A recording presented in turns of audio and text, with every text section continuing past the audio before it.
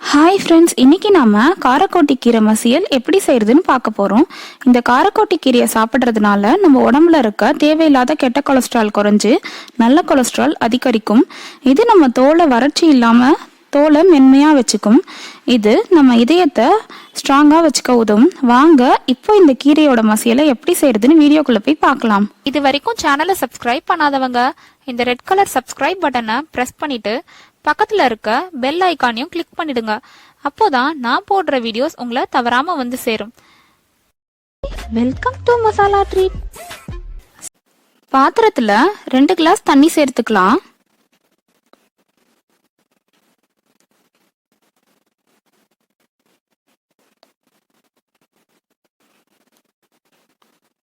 தண்ணி கொதிக்க ஆரம்பிச்சதும் இது கூட ஒரு பெரிய லெமன் சைஸ் அளவுக்கு புளிய உள்ள சேர்த்துடலாம். இதுக்கு கொஞ்சம் புளி அதிகமா சேர்த்தாதான் நல்லா இருக்கும், அதனால்தான் இவ்வளவு சேர்த்திருக்கோம்.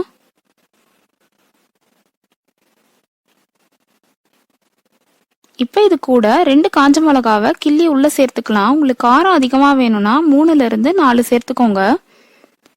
இத மீடியம் ஃப்ளேம்ல வச்சுட்டு ஒரு 2 நிமிஷத்துக்கு கொதிக்க விடுங்க.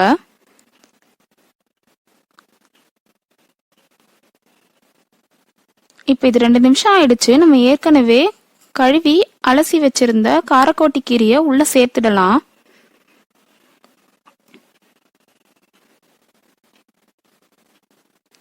இது ஒரு கட்டு கீரை.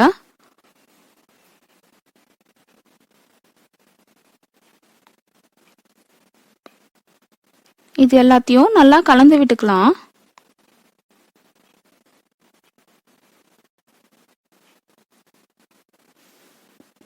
இந்த கீரை செய்யறதுக்கு நம்மளுக்கு பருப்பு எதுவுமே தேவையில்லை, வெறும் புளி மிளகா இருந்தா போதும். இந்த கீரை ரொம்ப டேஸ்டா இருக்கும்.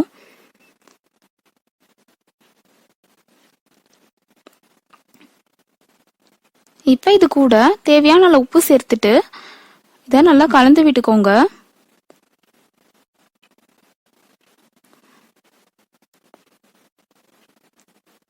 இதை மீடியம் ஃப்ளேம்ல வச்சுட்டு ஒரு 12ல இருந்து 15 நிமிஷத்துக்கு நல்லா வேக வச்சுக்கலாம்.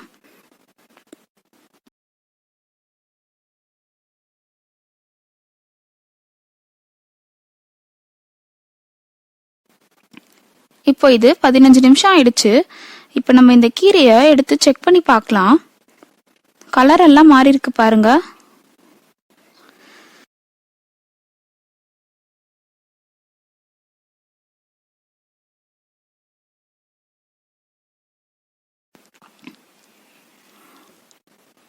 கீரையை கையில எடுத்து இப்படி நசுக்கி பாருங்க.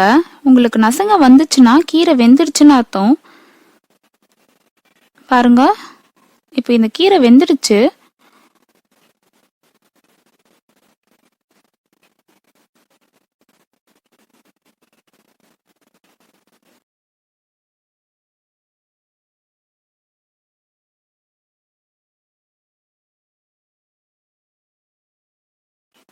இப்போ இதை எடுத்துட்டு நம்ம கடைஞ்சிக்கலாம். இந்த மாதிரி கடையறதுக்கு உங்ககிட்ட கல்ச்சட்டி இல்லைன்னா நீங்க மிக்சி ஜார்ல கொஞ்சம் கீரை நல்லா ஆறுனதுக்கு அப்புறமா 2ல இருந்து 3 பல்ஸ் பண்ணிக்கோங்க. அப்போ இந்த மாதிரி கடைஞ்சா மாதிரியே உங்களுக்கு கீரை மசியல் கிடைச்சிரும். இப்போ நான் தாளிக்கிறதுக்கு ஒரு கடாயில 1 ஸ்பூன் எண்ணெயில 1 ஸ்பூன் கடுகு சேர்த்து போட்டிருக்கேன்.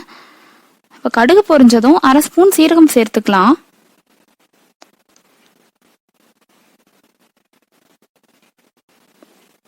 இப்போ இதை எடுத்து நம்ம கீரை மசியலோட ஊத்திடலாம். இதை நல்லா கலந்துட்டீங்கன்னா அவ்வளோதான். இந்த கீரை மசியல் ரொம்ப ரொம்ப சூப்பரா இருக்கும். சாதத்துல போட்டு சாப்பிட செம்ம டேஸ்டா இருக்கும். இந்த ரெசிபியை நீங்களும் உங்க வீட்டுல செஞ்சு பார்த்து உங்க ஃபீட்பேக்ஸை கமெண்ட் செக்ஷன்ல போடுங்க. நம்ம சேனல்ல நிறைய first time on YouTube videos போட்டுட்டு இருக்கேன். அதோட லிங்கை கீழே டிஸ்கிரிப்ஷன்ல கொடுத்துருக்கேன், வேணுன்றவங்க செக் பண்ணிக்கோங்க.